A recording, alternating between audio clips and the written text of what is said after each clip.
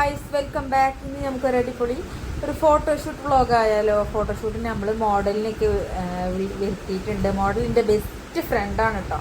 അപ്പോൾ അവൾ വരുത്തിയിട്ടുണ്ട്. അപ്പോൾ അവൾ സാരിയൊക്കെ ഞങ്ങൾ പ്രീപ്ലീറ്റ് ചെയ്ത് വെച്ചിരുന്നു. അപ്പോൾ അതൊക്കെ ഉടുപ്പിച്ചു. ഇതൊക്കെ ഞങ്ങൾ വീട്ടിൽ നിന്നാണ് ഉടുപ്പിച്ചത്. പിന്നെ നമ്മൾ റിസോർട്ടിലേക്ക് പോവുക ചെയ്തത്.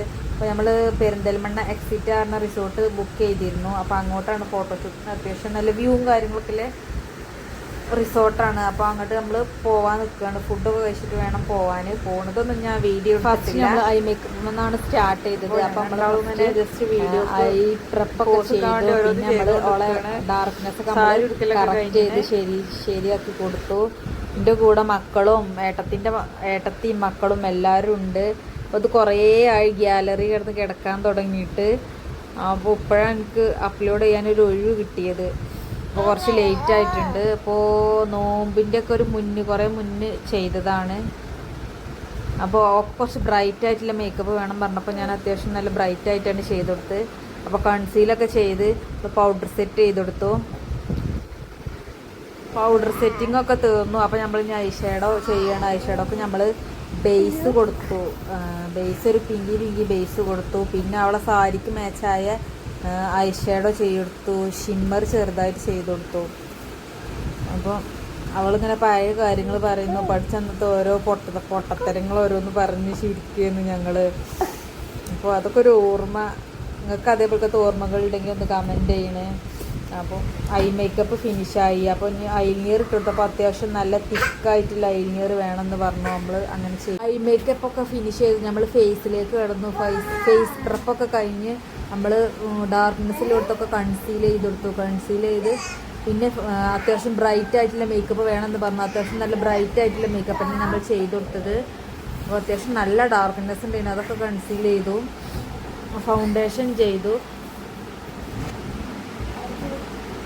അപ്പോൾ ഇനി ഫൗണ്ടേഷൻ അപ്ലൈ ചെയ്തു.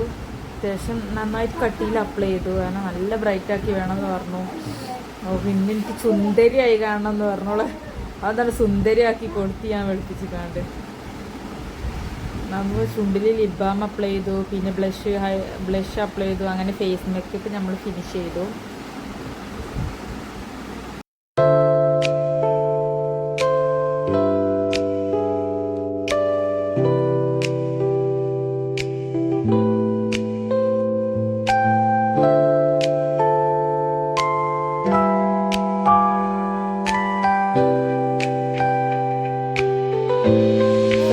ഫിനിഷ് ചെയ്തു. പിന്നെ നമ്മൾ ഹെയർ സ്റ്റാർട്ട് ചെയ്തു. ഹെയറൊക്കെ ബ്ലോ ഡ്രൈ ചെയ്ത് നന്നായി ബ്ലോ ഡ്രൈ ചെയ്ത് നമ്മൾ അവൾക്ക് ഹെയർ കുറവായിട്ട് നമ്മൾ എക്സ്റ്റൻഷൻ യൂസ് ചെയ്ത് ഹിന്ദു ബ്രൈഡൽ ലുക്കാണ് ചെയ്യണത്.